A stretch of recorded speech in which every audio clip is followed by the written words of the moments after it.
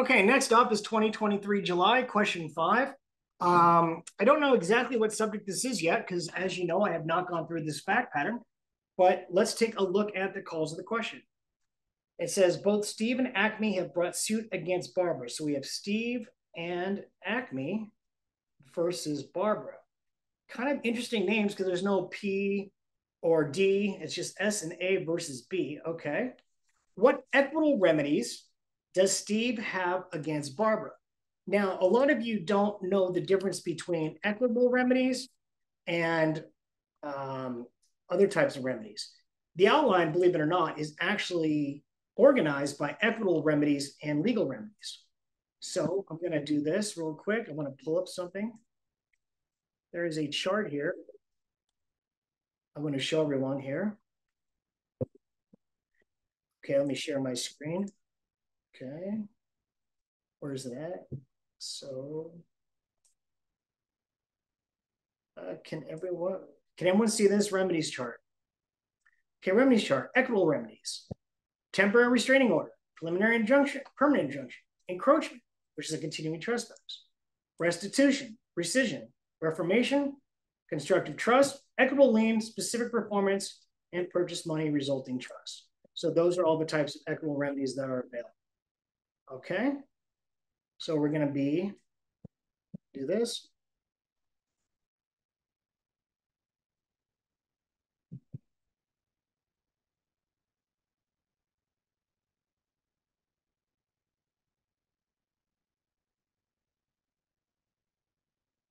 Okay.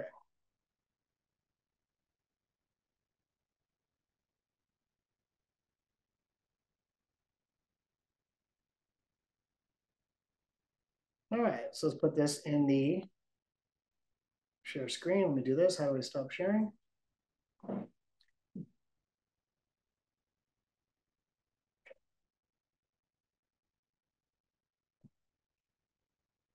Oops.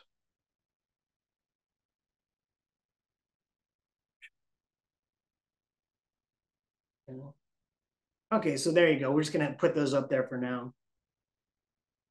Okay, so let's go back to the fact pattern. What equitable remedies does Acme have against Barbara? So the first one is Steve against Barbara, and then Acme against Barbara. So Steve versus Barbara, Acme against Barbara. And I think even though you don't know that, you can probably just kind of detect what the remedies are based on the fact pattern. What amount of money, if any, can Acme recover as part of an equitable remedy from Barbara's checking account? I assume there's going to be some kind of tracing or some kind of attachment or some kind of lien attached to it. That would make sense. So let's take a look from the top. Steve owned property in the state of Colombia that Barbara offered to buy for $500,000. Okay, Steve owned property. Barbara made an offer. So we got an offer there, might be contract remedies. Steve agreed to sell, provided that he retained the mineral rights and had access to the land. Okay, so that's a condition of the agreement, let's say. Barbara later accepted Steve's conditions and said that she would tell her attorney to prepare the necessary papers. Let me guess, the attorney forgets to put this in there, and so we're going to have some type of a, what's that called? Not a mistake or Scrivener's error. I mean, that seems to be where they're going with that. And so reformation is going to be, reformation is the proper remedy because it's what you actually agreed to, even though the writing doesn't accurately reflect. The reformation is when you reform the writing, when you change the writing to accurately reflect the party's intentions. The parties intended to have this, Steve retaining the mineral rights and have access to the land, so he's got a profit. How about that? There you go. It's a profit. And because they agreed to that, that's what the parties accurately intended. Okay. So she would tell her attorney to prepare that. When Steve met with Barbara to sign the papers, he asked if the documents included his conditions, and she assured him that they did.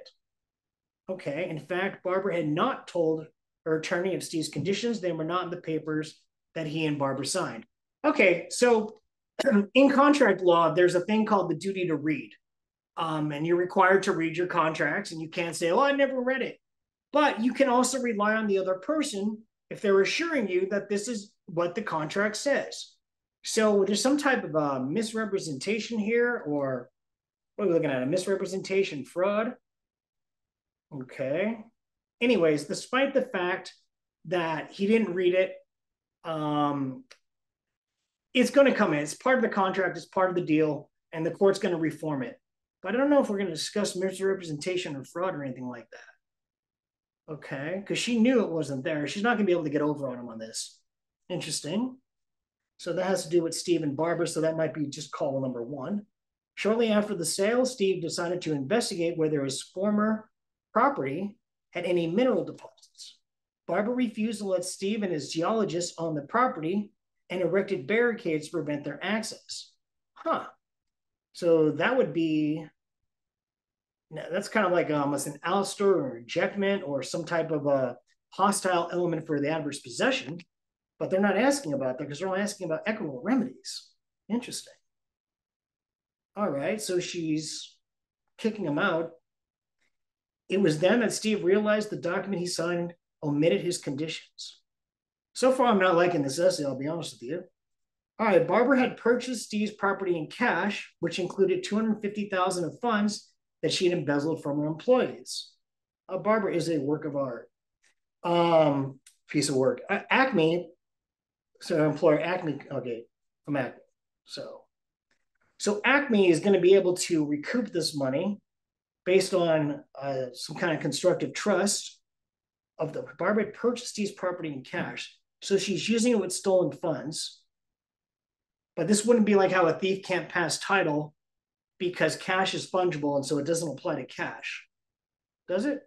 Or funds she embezzled. Okay. Barbara later embezzled another $20,000 from Acme, which she deposited in her checking account containing $5,000 at the time. Okay, so she's commingling it. We can trace the embezzlement into this account, and they do ask about this particular checking account in the call number 3.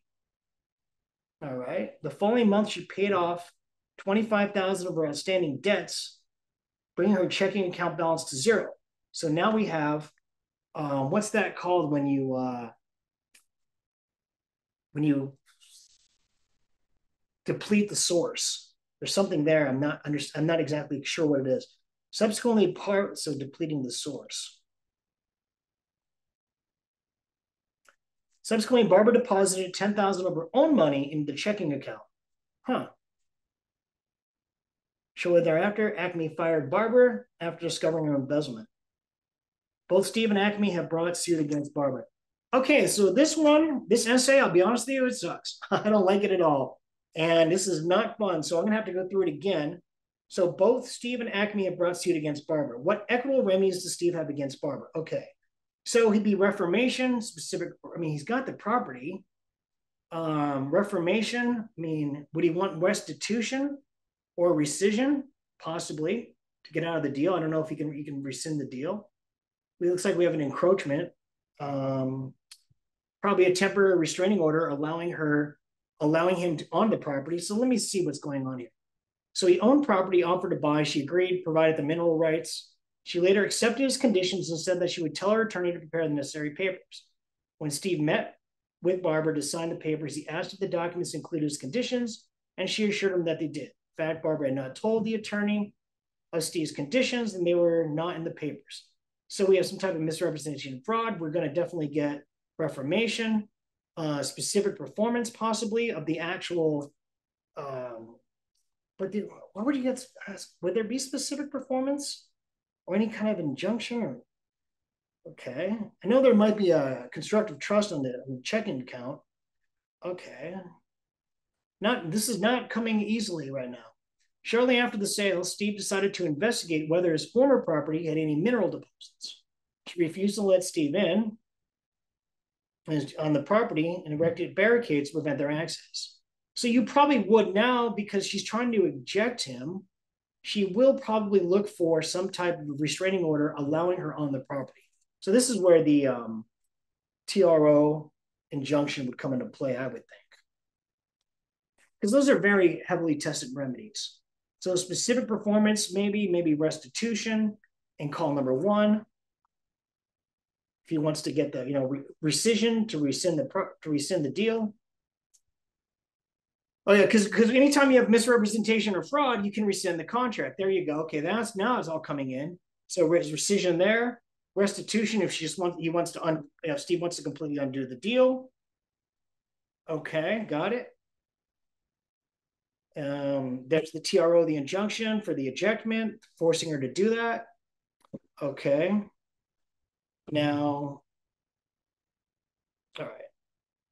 Barbara had purchased Steve's property in cash, which included 250 of the funds she had embezzled from her employee. Okay. So can they put a constructive trust? So if he does rescind oh, because she owns the property now. Okay, that makes sense. Because she now owns the property, you're going to get a lien on the property. There you go. There's an equitable lien on the property. Okay, and probably title's in her name, so I don't know if constructive trust would be the right thing. Barbara later in Bill. Okay, so right there, so that goes all the nut call number 2. All right, give me a second. Okay. Barbara later embezzled another 20 from Acme, which she deposited in her checking account containing 5,000 at the time. Following month, she paid off 25 outstanding debts, bringing her checking account's balance to 0. So the 20,000 is gone that she embezzled, but she deposited another 10,000. So the 10,000 would be restitution. Now I'm seeing the restitution there. Probably not rescission. I wouldn't talk about restitution in number 1. I would talk about rescission, and therefore he would get the money back if he rescinded the contract. The restitution would be for the $10,000 because there's no way to there's no way to put a constructive trust. I mean, I guess you could put a constructive trust on the bank account and have her just give them $10,000 to Acme. There's something there about when the checking account balance went to 0. I don't exactly recall what it is, but the 20,000 was there, and now there's nothing there. She still owes them 20,000 because she embezzled it, but it would be more of a restitution theory rather than constructive trust. Constructive trust probably wouldn't work because of the fact that the money is already gone. The 10,000 would be, restitution. Okay. All right. So I'm a little bit stumped. I'm having a little bit of trouble with this one. I think I could definitely manage a minimum of 65, and I think I'd even be striving for that. However, I think you can do actually a little bit better if I take a little more time to absorb it. Let's hear some thoughts about this, guys. What do you think? Anyone? Jason, for the first question, I did misrepresentation and injunction. I didn't talk about specific performance. What would be the injunction for? Don't remember what I said. Probably to force her to let him on the property. So that would probably be an injunction. Yeah, it's an order forcing her to allow him on. Forcing, okay, her to permit entry. Okay.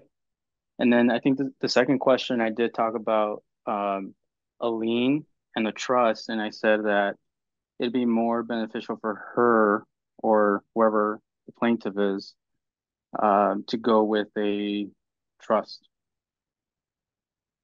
Constructive trust. After through tracing, to get her money back and then some. Okay. Let me see something about remedies here. I'm looking in a remedies outline about. Okay. I'll find out what that rule is about that. Let's see. Tracing. Okay, it's not going to work. Okay, I have it somewhere in here. Yeah, you had tracing in under your remedies outline. What do I have? Let me see what I have on it. Where is it at? All the outlines, remedies, tracing.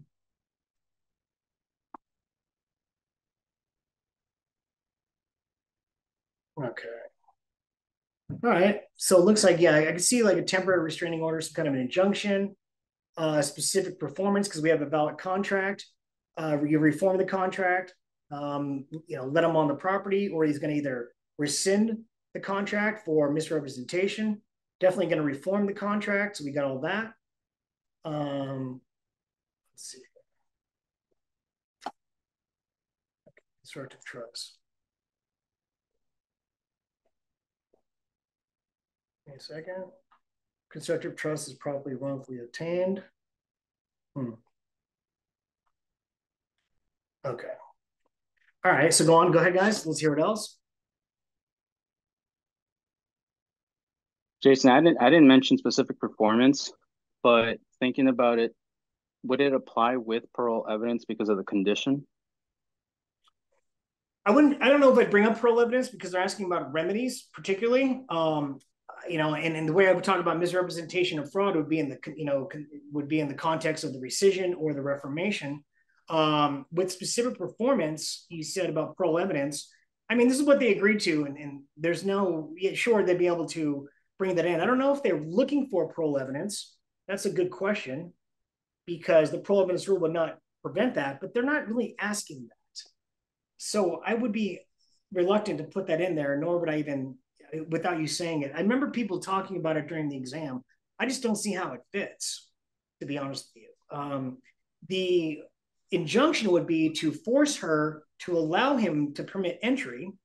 Specific performance would be like specifically, well, I don't even know if that would work here. Yeah, that's why I didn't talk about it because we don't have certain terms. We're missing the terms that were left out, which is why I talked about fraud or Well, misrepresentation. the terms were left out, but they do have a valid.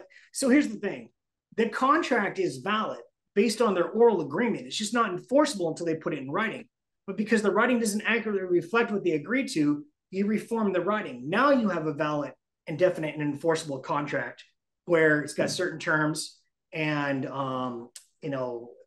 let's see, specific performance.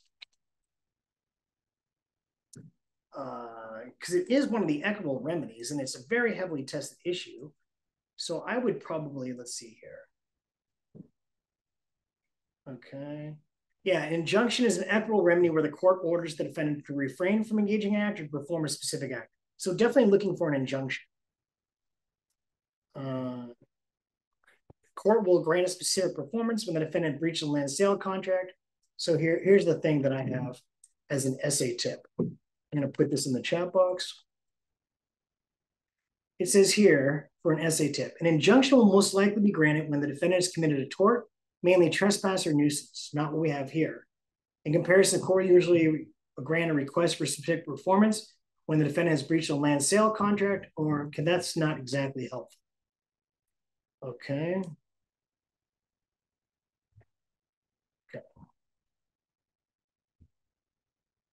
All right. No, I don't know if there's specific. There's got to be some kind of there's an injunction for sure. There's an injunction to permit entry onto the land. I see that. Now about the tracing thing about the whole constructive trust, I got to find that. See misappropriation, remedies, punitive damages. Let's see restitutionary remedies. Give me a second. I'm looking for something.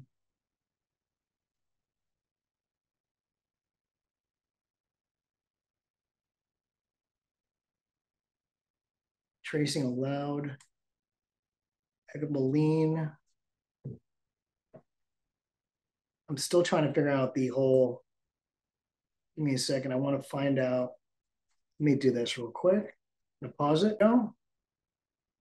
The constructive trust will be available for misappropriated money if the plaintiff can specifically identify and trace the stolen money to the defendant. However, if funds are used only to pay off debts, the majority view is that no constructive trust will lie against the defendant's remaining assets because there is nothing left. Still be able to get damages though. So what about the 5,000 she put from her own money? Well, that's gone now. Let's see. Primary defendant commingled fund lien can be placed on both accounts.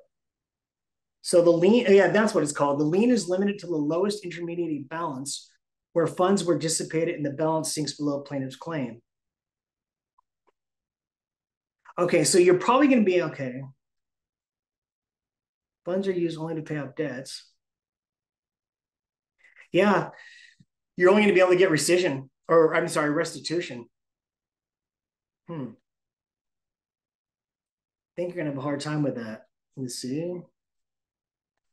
encroachments. Yeah, injunction. So you're going to get the injunction for kicking them off the property. That's pretty easy right there. Okay. Fraud, here we go.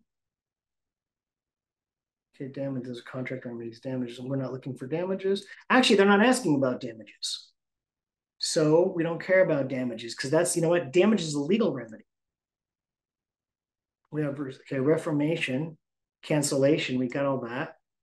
For fraud, contracts to buy and sell property, restitution, obviously, specific performance. So yeah, well, we already got the deal done, so that wouldn't be, okay, we wouldn't need to worry about that. I'm telling you, this isn't a fun essay. No personal services, okay. All right, so I just went through it. There's something there about the tracing or whatever. What the hell? Okay. So that's what I mean, this is what I would do. I would just meander through it, go through the elements of the, do that, of the injunction, how, you know, the harm, the elements for the injunction are.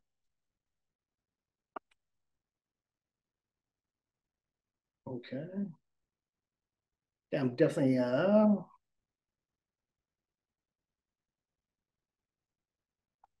or the elements for an injunction. There it is.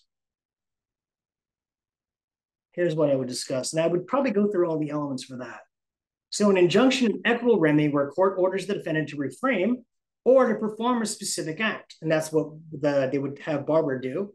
In order for the plaintiff to obtain it, it must prove there's an adequate legal remedy. Obviously, there's no way you can, I mean, value the mineral rights. Maybe you could. It's feasible to enforce. Obviously, the property is going to be within the court's jurisdiction. And the hardships balanced in the plaintiff's favor. There's absolutely nothing here that benefits Barbara because she agreed to it.